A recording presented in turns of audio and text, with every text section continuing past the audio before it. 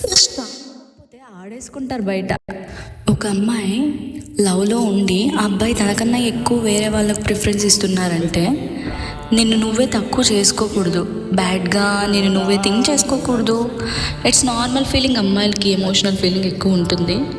ఒకనొక స్టేజ్లో, ఒక ఏజ్లో ఇట్స్ వెరీ కామన్. ఇలాంటివి ఫేస్ చేసి ఎక్స్పీరియన్స్ చేసిన తర్వాతే వీ కేమ్ అవుట్ స్ట్రాంగర్. ఈ స్టేజ్లో నువ్వే పొజిటివ్ ఫీల్ అవుతున్నావని నువ్వే రియలైజ్ అయ్యావంటే, నన్ను అడిగితే self realisation and self acceptance అనేది first step to come out or overcome any type of situation. ఇక్కడే హీలింగ్ స్టార్ట్ అవుతుంది. నీకు ఇవ్వాల్సిన వాల్యూ, అటెన్షన్, ఈక్వాలిటీ ఇవన్నీ నువ్వు ఇచ్చినంతగా అవతల పర్సన్ నుండి రావట్లేదని ఫీల్ అవుతున్నావా, లేకుంటే నీకంటే ఎక్కువ ఇంకెవరికో ఇంపార్టెన్స్ ఇస్తున్నారు ఫీల్ అవుతున్నావా? నువ్వే డిఫరెన్షియేట్ చేసుకోవాలి. నీ ఇష్యూ ఒకవేళ ఫస్ట్ది అయితే దాని నుండి బయటకు వచ్చేసాయి, ఆ రిలేషన్షిప్కు బాయ్ చెప్పేసాయి. నన్ను అడిగితే సెల్ఫ్ రెస్పెక్ట్ కన్నా ఇంపార్టెంట్ ఇంకేం ఉండదనే చెప్తా.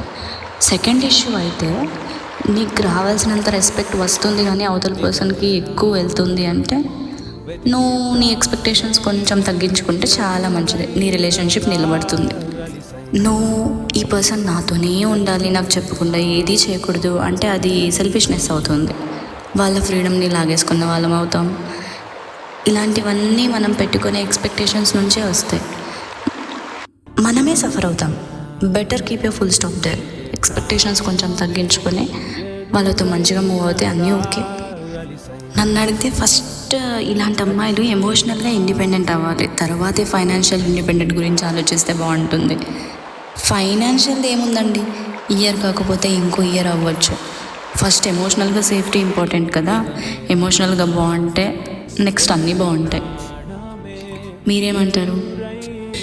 వీలైతే నా యూట్యూబ్ ఛానల్ ఒకసారి చెక్ చేయండి, ఫాలో చేయండి, సబ్స్క్రైబ్ చేయండి. Thank you.